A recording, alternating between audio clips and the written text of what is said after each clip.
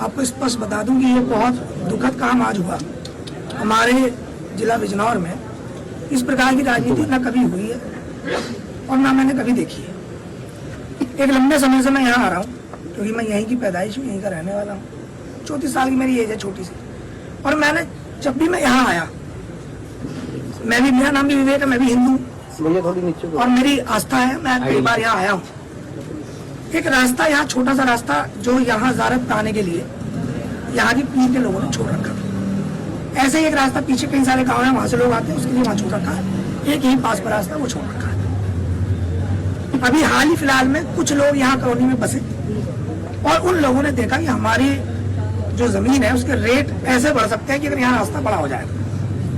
उन्होंने देखा कि आज देश के अंदर 2 कानून चल रहे हैं, चेहरा मोहरा वेशभूषा जाति धर्म देख के यहाँ काम हो रहा है, तो क्यों ना उसका लाभ ले लिया जाए। 2027 नजदीक है। उस चीज को देखते हुए इन लोगों ने एक एप्लीकेशन दी और इतनी तेज है, मतलब वो एप्लीकेशन का काम हुआ जैसे कि बुलेट ट्रेन से भी फास्ट। और आज बिना किसी कागजी कार्रवाई के, बिना किसी नोटिस के, बिना कोई कागज दिखाए, बिना कोई पहले से जानकारी के, इन लोगों ने यहाँ बुलडोजर लाके खड़ी कर दी। हम लोग आए यहाँ, हमने मेन गेट पर अपनी गाड़ी लगा दी, तो उन्होंने हमसे ये वादा करा कि आप सुबह तक हम लोग जो है इसमें कार्रवाई करेंगे, रात में कार्रवाई नहीं करेंगे। इतने माननीय सांसद चंद्रशेखर आजाद जी ने भी अधिकारियों से बात करी, उनसे भी उन्होंने झूठ बोला कि हम इसमें रात में कोई कार्रवाई नहीं करेंगे, सुबह कार्रवाई करेंगे क्योंकि। और पीछे से लाइट बंद करके पीछे से बुलडोजर लाके इन्होंने, हमने उधर बात करने रखा, इधर से लाके इन्होंने तोड़ दिया। यहाँ के सीओ साहब का एक बयान है, उनका कहना यह है कि मैं चोर नहीं हूँ, इसलिए मैं चोरी का कोई काम नहीं करता और रात में काम चोरी के होते हैं। आपसे जो बात होगी मैंने कह दिया, आप अपनी आराम से बात कर लो, 10 मिनट 15 मिनट आधा घंटा अधिकारी से बात जाएगी, उसके बाद आप करना, उसके बाद ही हम कोई काम करेंगे। इस तरीके से उनका व्यवहार था। अभी जैसे मैं भारत देश का नहीं, जैसे मैं किसी दूसरे देश का रहने वाला हूँ, जिस देश से बहुत प्यार है, उस तरीके से इन लोगों ने मेरे साथ बर्ताव करा, सम्मानित आदमी होने के बाद भी। और इन्होंने, आप समझिए कि ये हिस्ट्री से जुड़ी हुई चीज है और चंद लोगों को खुश करने के लिए इन्होंने बुलडोजर चलाए। और आप समझिए कि जो अधिकारी कर्मचारी कुछ दिन पहले यहाँ के इसकी तफ्तीश करके गए थे, जांच करके गए थे, उस लेखपाल की आज यहाँ एंट्री नहीं थी, वो नहीं था, उसे हटा के दूसरे आपने चाहिए थे करप्ट अधिकारियों को इन्होंने यहाँ भेज के उनसे इस काम को कराने का काम करा। विवेक जी, एक प्रश्न मेरा ये है कि आज यहाँ से बुलडोजर चला है, अब आपकी अगली कार्रवाई क्या? भाई हमारा कहना ये है, आप नक्शा दिखाओ, कागजों में कभी यहाँ रास्ता था, उससे पहले रहा हो या अभी कोई नक्शे में हो जो रास्ता यहाँ इन्होंने प्रतिवादित कर रखा हो, रोक रखा हो, तो उसे ले लो।